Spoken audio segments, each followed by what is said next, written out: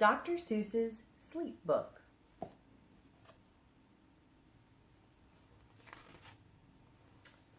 Dr. Seuss's Sleep Book. The news just came in from the county of Keck that a very small bug by the name of Van Vleck is yawning so wide you can look down his neck.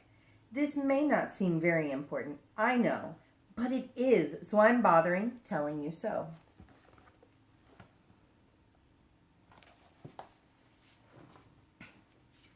A yawn is quite catching, you see, like a cough. It just takes one yawn to start other yawns off. Now the news has come in that some friends of Van Vleck's are yawning so wide you can look down their necks.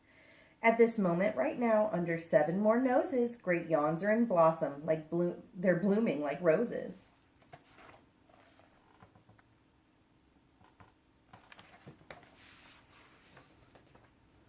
The yawn of that one little bug is still spreading. According to latest reports, it is heading across the wide fields through the sleepy night air, across the whole country toward every which way, and people are gradually starting to say, I feel rather drowsy. I've had quite a day.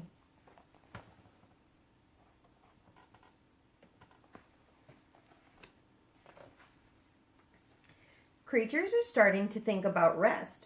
2 biffer-bomb birds are now building their nest. They do it each night, and quite often I wonder how they do this big job without making a blunder. But that is their problem, not yours and not mine. The point is they're going to bed, and that's fine.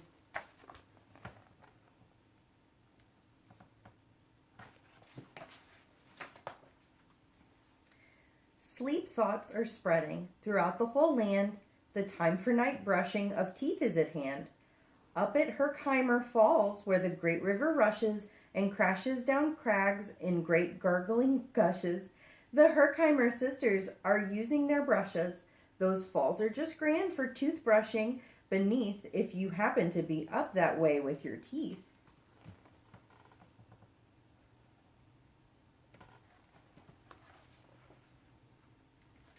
The news just came in from the castle of Krupp that the lights are all out and the drawbridge is up. And the old drawbridge drawer just said with a yawn, my drawbridge is drawn and it's going to stay drawn till the milkman delivers the milk about dawn. I'm going to bed now, so nobody better come around with a special delivery letter.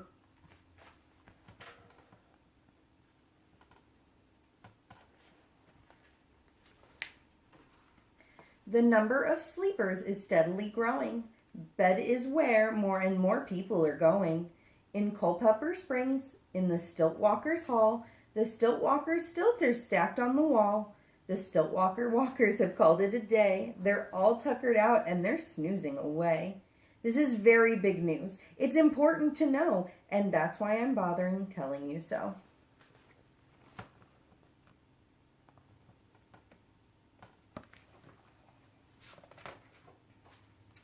Way out in the west, in the town of Merced, the Hinklehorn Honking Club just went to bed. Every horn has been quietly hung on a hook for the night in its own private Hinklehorn nook. All this long happy day they've been honking about, and the Hinklehorn honkers have honked themselves out. But they'll wake up quite fresh in the morning, and then they'll start right in Hinklehorn honking again.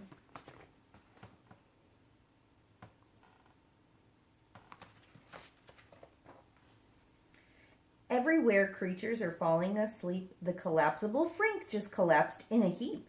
And by adding the frink to the others before, I am able to give you the Who's Asleep score. Right now, 40,404 creatures are happily deeply in slumber. I think you'll agree that's a whopping fine number.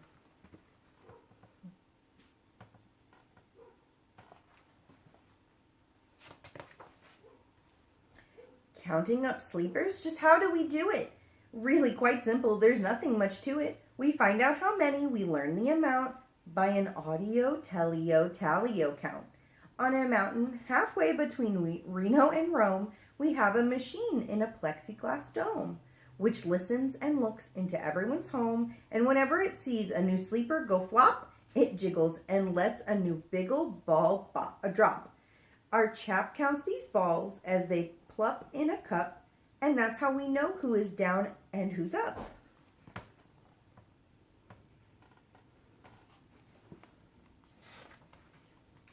Do you talk in your sleep? It's a wonderful sport, and I have some news of this sport to report.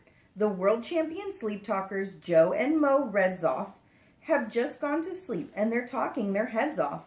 For 55 years now, each chattering brother has babbled and gabbled all night to the other. They've talked about laws, and they've talked about gauze. They've talked about paws, and they've talked about flaws. They've talked quite a lot about old Santa Claus. And the reason I'm telling you this is because you should take up this sport. It's just fine for the jaws.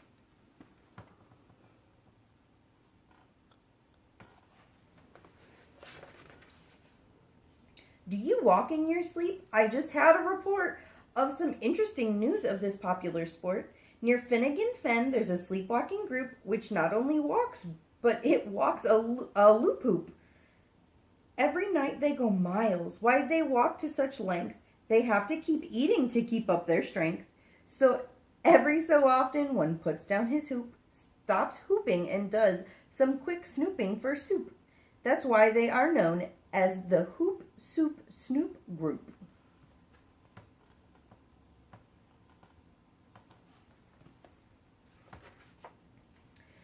Sleepwalking too are the curious Crandalls, who sleepwalk on hills with assorted-sized candles. The Crandalls walk nightly in a slumbering peace, in spite of slight burns from the hot dripping grease. The Crandalls wear candles because they walk far, and if they wake up, want to see where they are.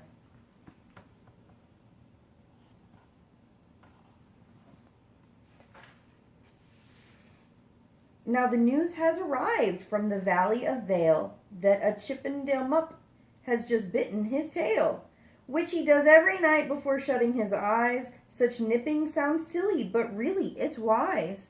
He has no alarm clock, so this is the way he makes sure that he'll wake at the right time of day. His tail is so long, he won't feel any pain till the nip makes the trip and gets up to his brain. In exactly 8 hours, the Chippendale Mupp will at last feel the bite and yell, "Ouch!" and wake up.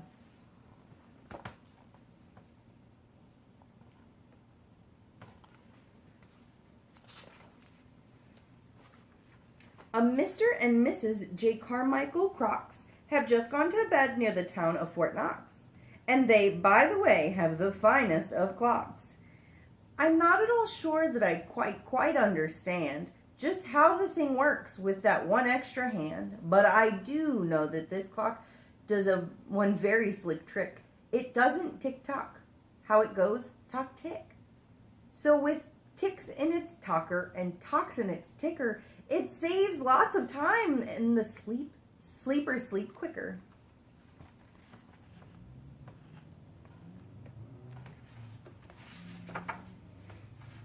What a fine night for sleeping, and from all that I hear, it's the best night for sleeping in many a year.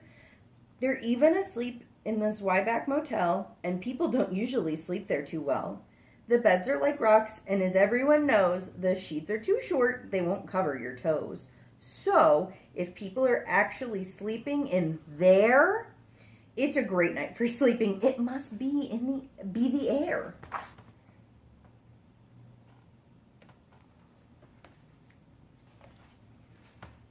It's a great night for snores. I just had a report of some boys who are tops in this musical sport. The snortiest snorers in all our fair land are Snorter McPhail and his Snore a Snort band. This band can snore Dixie and Old Swanee River so loud it would make 40 elephants shiver. The loudest of all the boys is McPhail. He snores with his head in a 3-gallon pail. So they snore in a cave 20 miles out of town. If they snored closer in, they would snore the town down.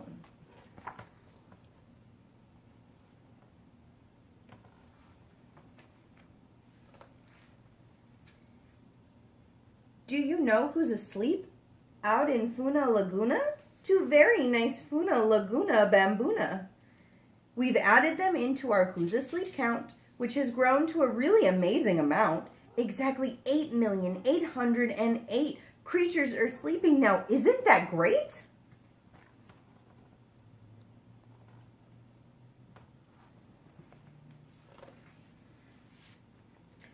A Jed is in bed, and the bed of a Jed is the softest of beds in the world, it is said. He makes it from pom-poms he grows on his head, and he's sleeping right now on the softest of fluff, completely exhausted from growing the stuff.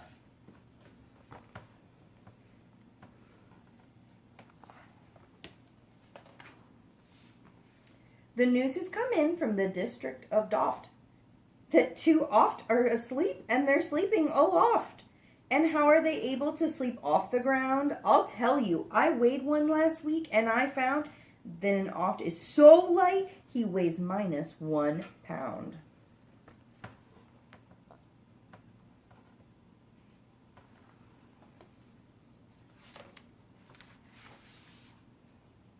A moose is asleep, he is dreaming of moose drinks. A goose is asleep, he is dreaming of goose drinks. That's well and good when a mouse dreams of moose juice, and nothing goes wrong when a goose dreams of goose juice. But it isn't too good when a moose and a goose start dreaming they're drinking the other one's juice. Moose juice, not goose juice, is juice for a moose. And goose juice, not moose juice, is juice for a goose. So when goose gets a mouthful of juices of mooses, and moose gets a mouthful of juices of gooses, they always fall out of their bed screaming screams. So, I'm warning you now, never drink in your dreams.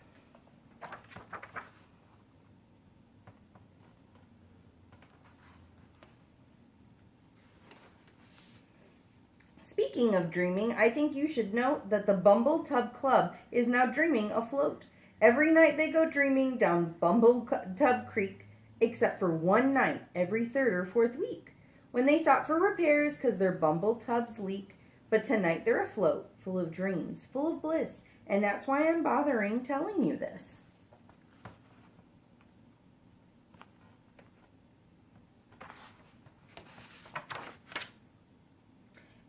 At the fork of a road in the Vale of Vavode, 5-foot weary salesmen have laid down their load.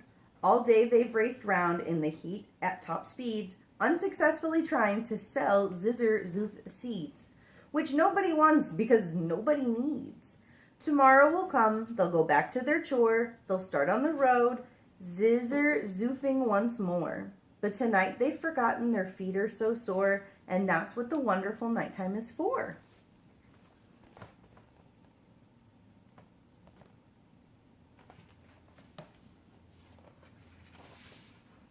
Everywhere, creatures have shut off their voices. They've all gone to bed in the beds of their choices. They're sleeping in bushes, they're sleeping in crannies, some on their stomachs and some on their fannies. They're peacefully sleeping in comfortable holes, some even on soft tufted barber shop poles. The number of sleepers is now past the millions. The number of sleepers is now in the billions.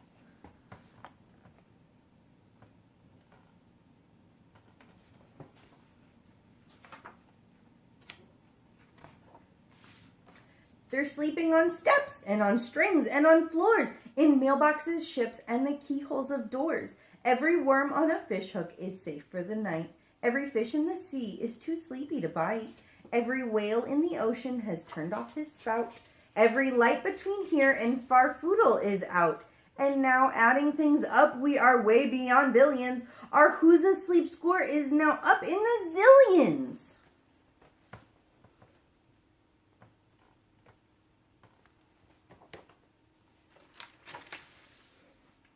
99 zillion, 9 trillion, and 2 creatures are sleeping. So, how about you?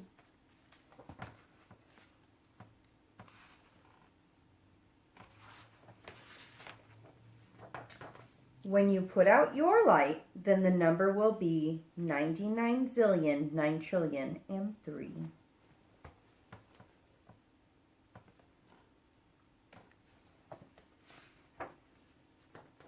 Good night.